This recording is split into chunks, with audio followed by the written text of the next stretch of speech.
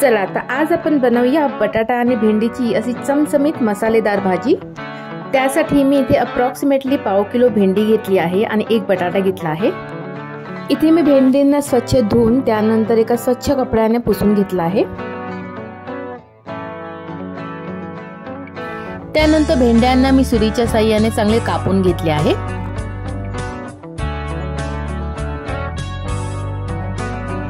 अशा प्रकारे आपण प्रत्येक भेंडीचे असे 4 काप करून घेऊया।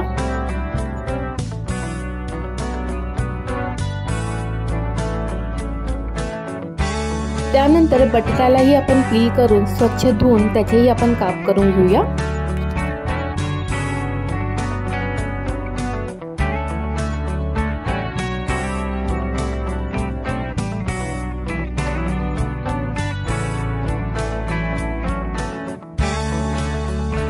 आता तुम्ही बघू शकता आपण बटाटा आणि भेंड्यांचे चांगले काप करून घेतले आहे। आता पुढे भाजी बनवण्यासाठी आपण सुका मसाल्याचे एक मिश्रण बनवून घेऊया।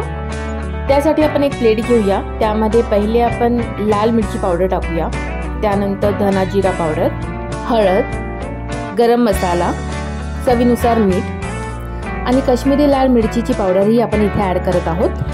आता इथे सुका मसाल्यांचे मिश्रण रेडी झाले आहे। या चला तर आपण आता भाजी बनवायला स्टार्ट करूया।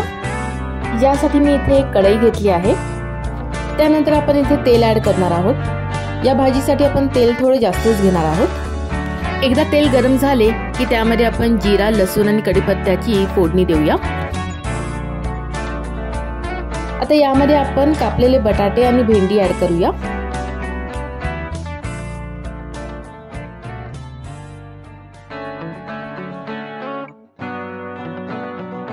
आता भेंडी आणि बटाट्याला आपण चांगले शिजवून घेऊया। इथे गॅस आपण मंद आचेवर ठेवणार आहोत। आता भेंडी आणि बटाट्याला आपण चांगले 7 ते 8 मिनिटे शिजवून घेतले आहे। या स्टेजला आपण जो सुका मसाला बनवलेला त्यातला अर्धा भाग आपण आता ऍड करणार आहोत। मसाला ऍड केल्यावर आपण परत या भाजीला 5 ते 7 मिनिटे शिजवून घेऊया। भाजीला आपण मंद गॅसवरती शिजवणार आहोत।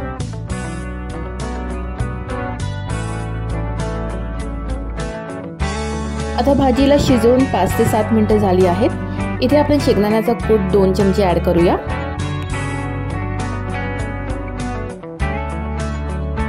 आता आपली भाजी ऑलमोस्ट रेडी आहे। शेवटी आपण जो उरलेला अर्धा मसाला होता तो इथे आपण ऍड करणार आहोत।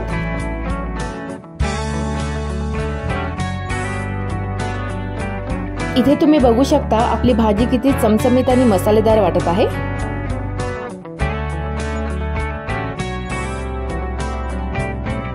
शेवटी एक वाफ देऊन आपण गॅस बंद करूया आणि या भाजीला आपण सर्व करायला घेऊया।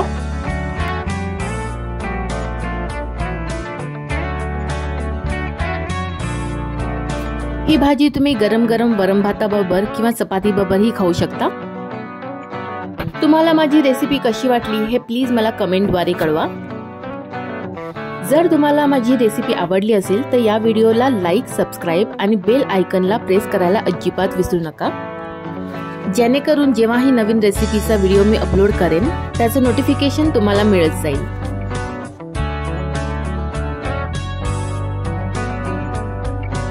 चला तर पुन्हा एकदा नवीन रेसिपी घेऊन मी तुमच्या समोर येईल। तोपर्यंत बाय बाय।